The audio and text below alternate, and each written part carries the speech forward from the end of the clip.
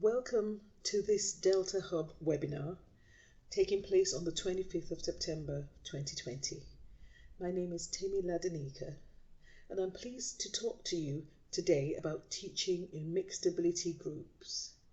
We'll be focusing on cognition and learning needs in general, and we'll drill down specifically to the specific learning difficulty known as dyslexia. So we have 4 webinar outcomes today. First of all, we're going to explore the UK Special Educational Needs Code of Practice strands of cognition and learning needs. And then we hope to gain or revise a simple neuroscientific overview of dyslexia as an example. We'll discuss mixed ability teaching and mixed ability strategies for meeting specific learning difficulties. I'm aware that many of our listeners are coming from different educational backgrounds and different countries as well. And each country will have its own special educational needs code of practice. I'm also aware, of course, that there are some countries that may not have a formal code of practice. For ease of reference, we're going to use the United Kingdom Special Educational Needs Code of Practice. 2015 is the most updated version, and section 6.3 of this code talks about cognition and learning. Cognition and learning needs are identified when children and young people learn at a slower pace than their peers, even with appropriate differentiation. And so teachers may have carried out different strategies or done different things to help these learners line up with their peers, with their typical peers. However, despite all efforts, these learners tend to learn at a slower pace.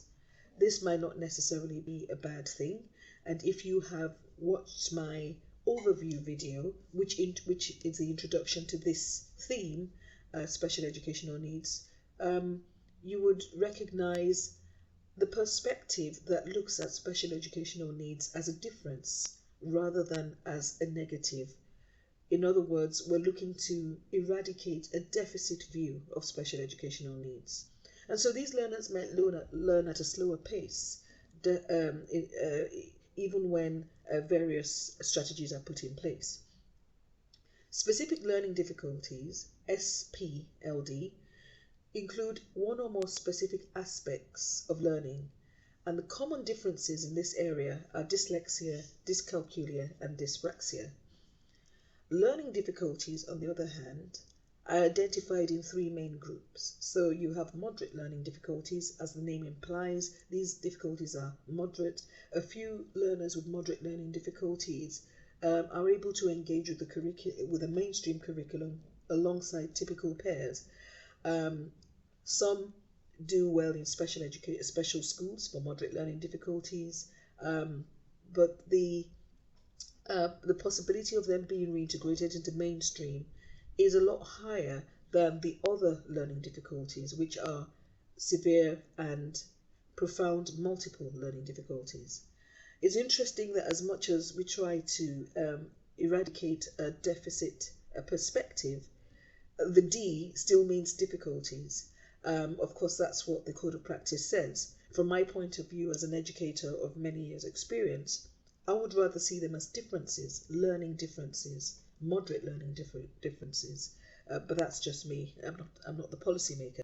So we'll carry on with the policy language, bearing in mind that these are differences, and as much as it's possible, we want to avoid a deficit view of special educational needs. So I've spoken about moderate learning difficulties. With severe learning difficulties, the children are likely to need support in all areas of the curriculum, and these differences or these difficulties are also associated with mobility and communication needs. Now, where you have profound and multiple learning difficulties, these learners have severe and complex experiences and needs. And in addition to these severe and complex learning difficulties, there's a physical disability or a sensory impairment. And what we find, of course, with PMLD and SLD is there's sometimes high levels of comorbidity. where you might have 3 or 4 different needs that a learner is experiencing at the same time. And these learners are seen as complex learning, having complex learning difficulties and disabilities. So if you see the acronym CLDD, then it's talking about a high level of comorbidity. Now we'll drill down to dyslexia now. Buchanan, Francis, Bradley, and Lee describe dyslexia as problems with learning. And the type of learning is where there are problems with learning the code for written language. It shows itself in abilities to read and spell. So common descriptions for people with dyslexia tends to be terms like slow readers. But their main difference is the difficulty in decoding written language. And so dyslexia is neurological, and it shows through differences in how the reading-related cortices in the brain form. And one thing we're going to do in this webinar is have a look at a neuroscientific view of reading, the parts of the brain that deal with reading, and what this means for dyslexia. Now, of course, reading is very much a part of literacy, and you would be aware that there are 4 areas of literacy. Phonics, to do with sound, being able to to identify sounds and how they're broken down, as well as how they build up to form words. Semantics, which is to do with meaning, being able to extract meaning from aggregated sounds or words. And semantics also includes comprehension. Orthography, which is to do with writing and how we translate those sounds into print. And pragmatics, which is to do with the social use of language, which comes from the cultural understandings that are also a strong part of language. Now, dyslexia is primarily implicated in the phonics and orthography aspects of language or literacy, and secondarily, dyslexia is implicated with semantics. And so learners who experience dyslexia have differences in the way in which they engage with phonics in terms of understanding sound, in terms graphemes or orthography, which is to do with how they engage with printed material and are able or struggle to understand or connect with it, really. It's the connections and meaning at a higher level. So just giving a brief historical background to dyslexia, this brief historical background comes from Kirby, 2018, the British Psychological Society, volume 31. And Kirby talks about Kussmaul, who is a German professor of medicine and whose work was known in 1877. Kussmaul identified a specific difficulty with recognizing printed words, and he called this word blindness. This came from the work he was doing with some of his patients. Rudolf Berlin, also German, he was an ophthalmologist. Ophthalmologists, as some of us know, deal with the medicine related to the eyes and eyesight. Berlin recognized Kussmaul's claims in some of his patients who had other factors in place. So they had typical cognition and so on, typical education, other abilities, but they were unable to read printed words. And Berlin called this dyslexia. So in general, Berlin is seen as the father of dyslexia in the sense that he coined the term.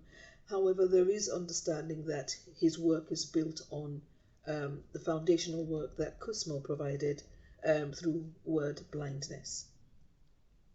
Understanding about dyslexia has increased over the decades.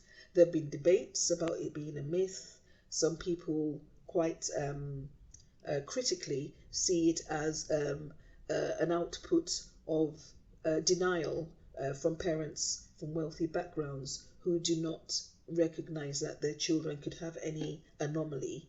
And of course, it might not be the same in other cultures. It might be where there's a sort of mentality that people from lower social classes are not as able as people from other social classes. That indeed is the myth. And hopefully over time, in today's world, we understand that that is certainly not the case.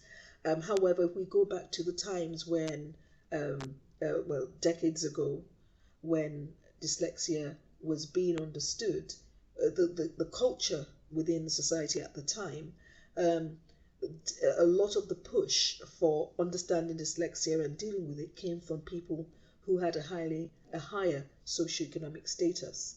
And when we look at policy backgrounds and historical responses to policy, you can see that you would find that a lot of the learners majority of the learners who were identified as having dyslexia also came from the higher socioeconomic backgrounds, and there's so many factors that could explain that.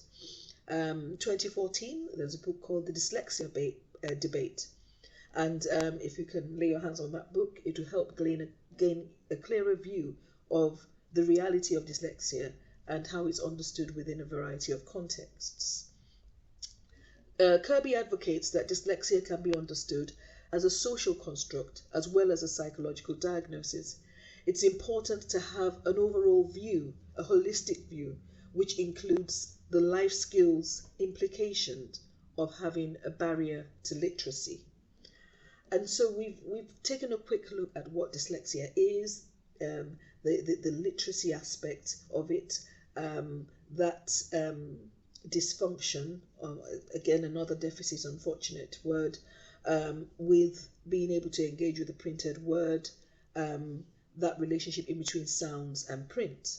And now for, I think, a clearer perspective, we can get a clearer perspective from neuroscience.